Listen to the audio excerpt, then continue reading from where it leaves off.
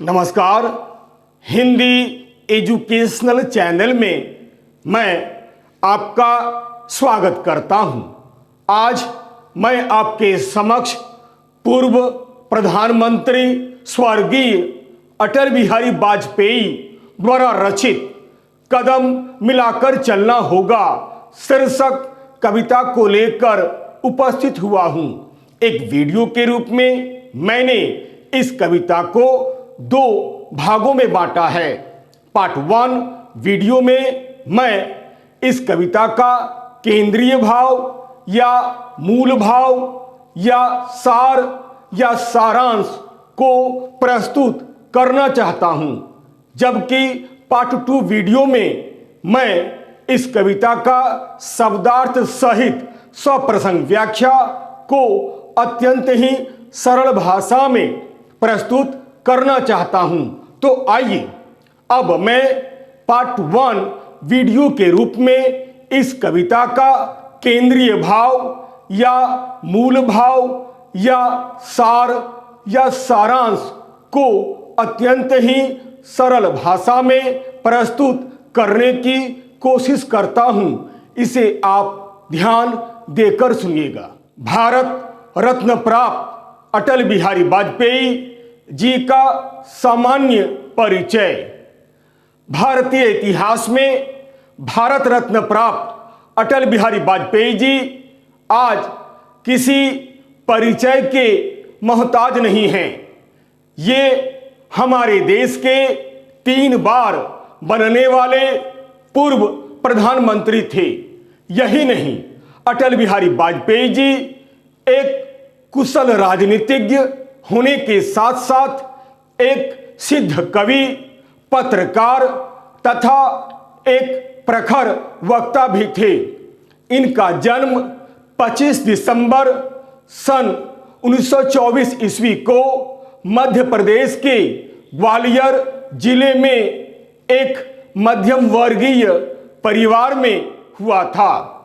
उनके पिता का नाम कृष्ण बिहारी वाजपेयी था, जो एक स्कूल के अध्यापक तथा कवि थे। ये 7 भाई बहन थे। इन्होंने कानपुर के डीएवी कॉलेज से अर्थशास्त्र में पोस्ट ग्रेजुएशन किया। इसके बाद इन्होंने आरएसएस द्वारा पब्लिश मैगजीन में भी एक एडिटर का काम किया। कहा जाता है कि इन्होंने कभी शादी नहीं की थी, लेकिन बाद में इन्होंने डीएन कौल की 2 बेटियों नमिता और नंदिता को गोद लिया था।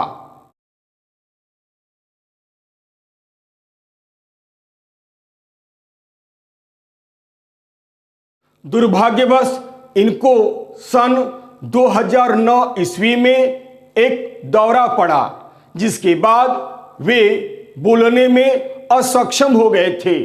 11 जून 2018 ईस्वी में किडनी में संक्रमण और कुछ अन्य स्वास्थ्य संबंधी समस्याओं की वजह से अखिल भारतीय आयुर्विज्ञान संस्थान यानी एम्स में भर्ती कराया गया था, जहां 16 अगस्त 2018 में इनकी मृत्यु हो गई। एक प्रखर व्यक्तित्व तथा देश की बहुमुखी सेवा करने के कारण इन्हें आगे चलकर भारत रत्न तथा पद्म भूषण से भी अलंकृत किया गया। वाजपेयी जी एक सिद्ध कवि तथा एक प्रखर वक्ता भी थे।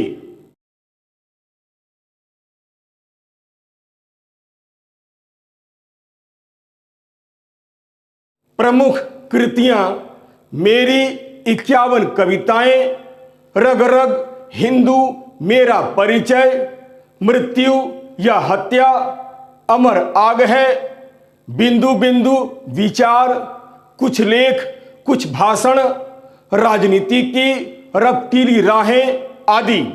इनकी कविताओं में जिजीविषा की भावना तो है ही, राष्ट्र प्रेम, एकता एवं ओज गुण से परिपूर्ण भी है।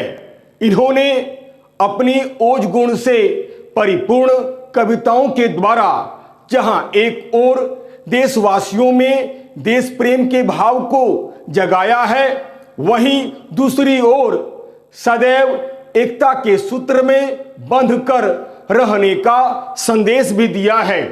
अतः हम देखते हैं कि अटल बिहारी वाजपेयी एक कुशल राजनीतिज्ञ तो थे ही, एक सिद्ध कवि, पत्रकार तथा एक प्रखर वक्ता भी थे।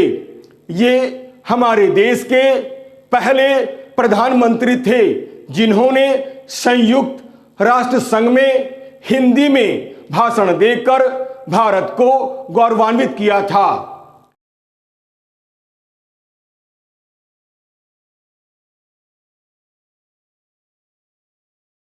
आइए अब मैं अटल बिहारी वाजपेयी द्वारा रचित कदम मिलाकर चलना होगा कविता का केंद्रीय भाव या मूल भाव या सार या सारांश को अत्यंत ही सरल भाषा में बतलाने की कोशिश करता हूं। इसे आप ध्यान देकर सुनिएगा। अटल बिहारी वाजपेयी द्वारा रचित कदम मिलाकर चलना होगा कविता का केंद्रीय भाव या मूल भाव या सार या सारांश। कदम मिलाकर चलना होगा स्वर्गीय प्रधानमंत्री अटल बिहारी वाजपेयी द्वारा लिखित एक बड़ी ही सुंदर कविता है। यह कविता देश प्रेम से ओतप्रोत एक बड़ी ही सुंदर कविता है। यह एक प्रेरणास्पद कविता है। यही नहीं, यह एक आह्वान गीत है।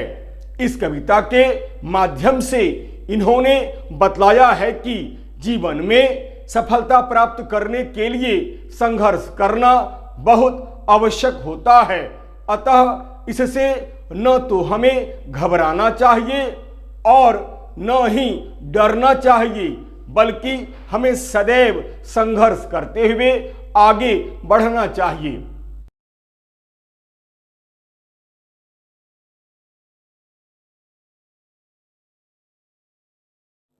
अतः इस गीत में अटल बिहारी वाजपेयी जी ने मानव मात्र को यह संदेश दिया है कि जीवन में चाहे सुख की घड़ी आए, चाहे दुख के पल, परिस्थितियां चाहे अनुकूल हो या प्रतिकूल, हमें सदैव मिलजुल कर रहना चाहिए तथा कदम से कदम मिलाकर बिना किसी भेदभाव के निरंतर आगे बढ़ने का प्रयास करना चाहिए ताकि हमारा यह देश चहुमुखी विकास कर सके।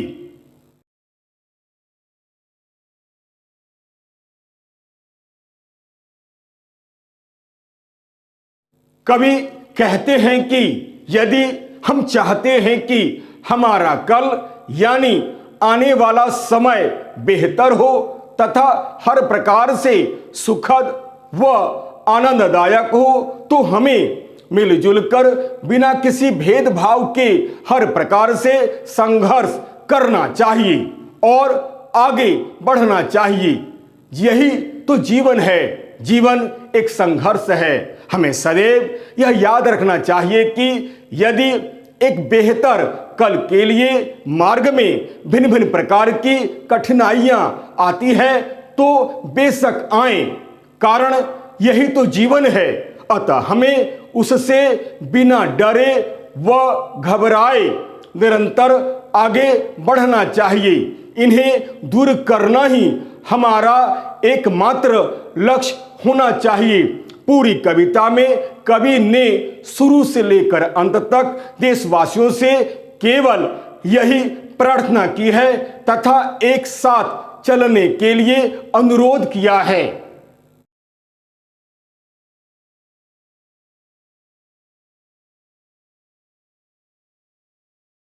कवि कहते हैं कि मनुष्य का जीवन दरअसल चुनौतियों से भरा हुआ है। जीवन पथ में आगे बढ़ते हुए कभी हमारे पांवों के नीचे जलते हुए अंगारे होंगे तो कभी सिर पर ज्वालाएं भी बरसेंगी तो भी हमें कभी भी हिम्मत नहीं हारनी चाहिए।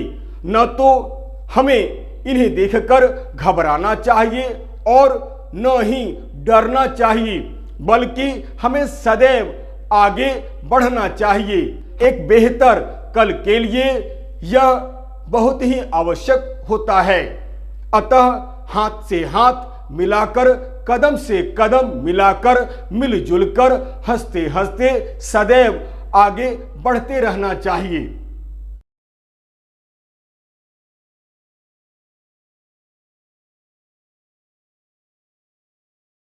कभी आगे कहते हैं कि हमारे जीवन में कई बार सुख के क्षण आते हैं तो कभी दुख के भी क्षण आते हैं। सुख के पल तो हंसते हुए आसानी से बीत जाते हैं, लेकिन मुश्किल के क्षण आसानी से नहीं कटते हैं। अतः ऐसे मुश्किल व कठिन क्षणों को देखकर हमें हार मानकर कभी भी चुपचाप नहीं बैठ जाना चाहिए, बल्कि इनका सामना करते हुए आगे बढ़ना चाहिए। यह सच है कि जीवन पथ में आगे बढ़ते समय कभी कभी राह में घनघोर घटाएं घिर जाएंगी, तो कभी सूखा यानी गम का माहौल भी मिलेगा। हमें कभी सम्मान मिलेगा तो कभी हमें अपमान भी मिलेगा।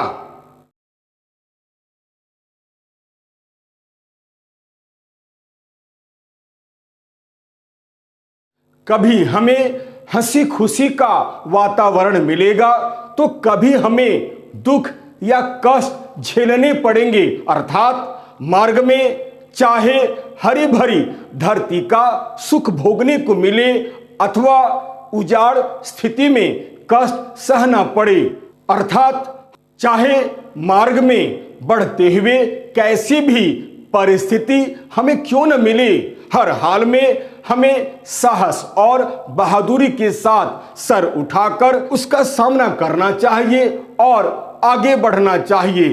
चाहे किसी भी तरह का संकट क्यों न आ जाए, बस हमें केवल आगे बढ़ते ही रहना चाहिए। हमें एक बेहतर कल के लिए हाथ से हाथ मिलाकर, कदम से कदम मिलाकर, हंसते हंसते आगे बढ़ते रहना चाहिए।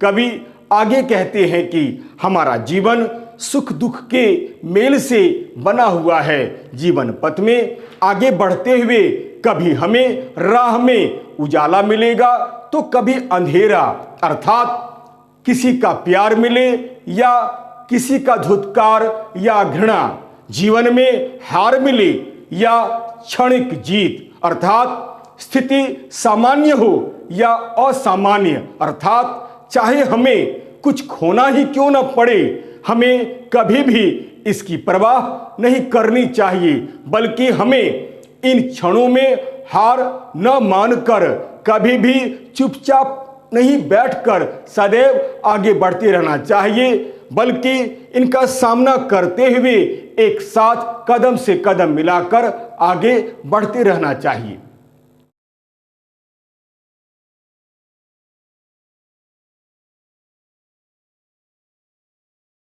कवि आगे कहते हैं कि हमें यह सदैव याद रखना चाहिए कि यदि हमारी मंजिल हमारे बिल्कुल करीब है तो हमें कभी भी रुकना नहीं चाहिए। हमें लगातार प्रगति के पथ पर आगे बढ़ते रहना चाहिए।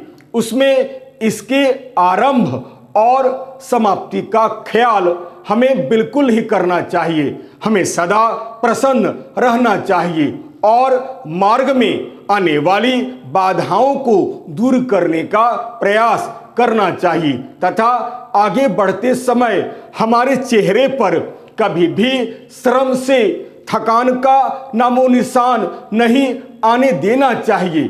हमें सफलता और असफलता दोनों को एक समान स्वीकार करना चाहिए।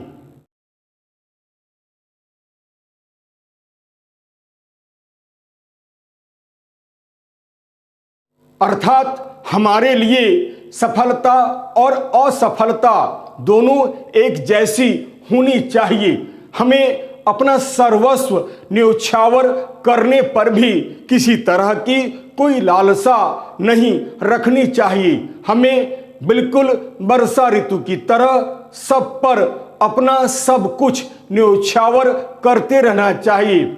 हमें यह सदैव याद रखना चाहिए कि यदि हम एक बेहतर कल चाहते हैं तो हमें सब लोगों के साथ कदम से कदम मिलाकर चलना चाहिए, या सब लोगों के साथ कदम से कदम मिलाकर हमें चलना होगा।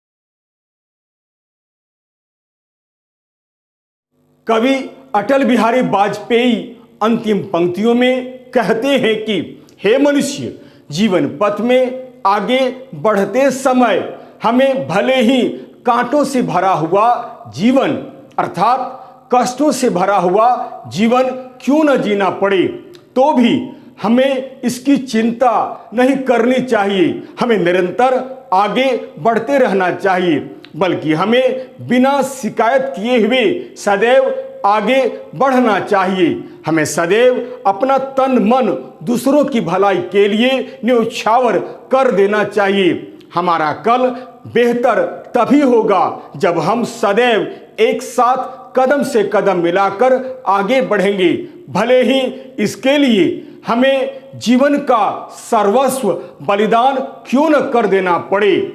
फिर भी हमें इससे पीछे नहीं हटना चाहिए, बल्कि आगे बढ़ते रहना चाहिए।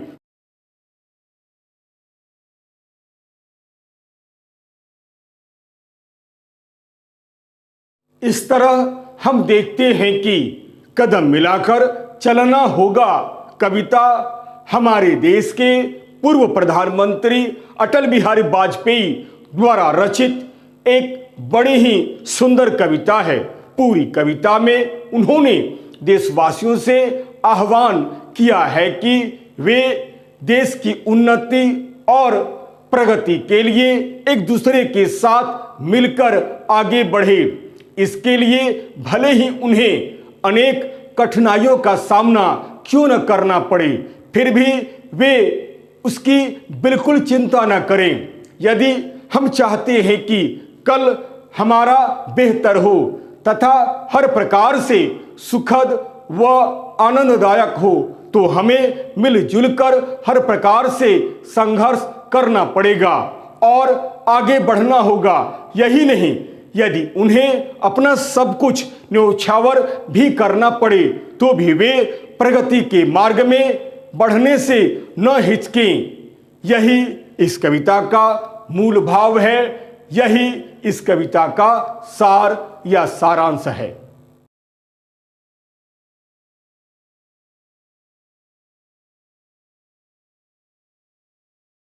यदि आपको यह वीडियो अच्छा लगता है तो आप इसे लाइक करें, शेयर करें और तो और सब्सक्राइब करना आप बिल्कुल नहीं भूलें। याद रखिएगा, मेरा यह वीडियो, मेरा यह चैनल एक प्रकार से एक एजुकेशनल चैनल है, अतएव लाइक, शेयर और सब्सक्राइब करना आप बिल्कुल नहीं भूलें। और हाँ, यदि मेरे वीडियो में अगर आपको कहीं भी किसी प्रकार की कोई त्रुटि या कोई कमी नजर आती है तो आप सप्रमाण कमेंट्स करें, ताकि मैं उन गलतियों का सुधार कर सकूं और आपके समक्ष एक बहुत ही सुंदर छात्रोपयोगी वीडियो बनाकर आपके सामने प्रस्तुत कर सकूं, ताकि आप अधिक से अधिक इसका लाभ उठा सकें। तब तक के लिए नमस्कार, धन्यवाद।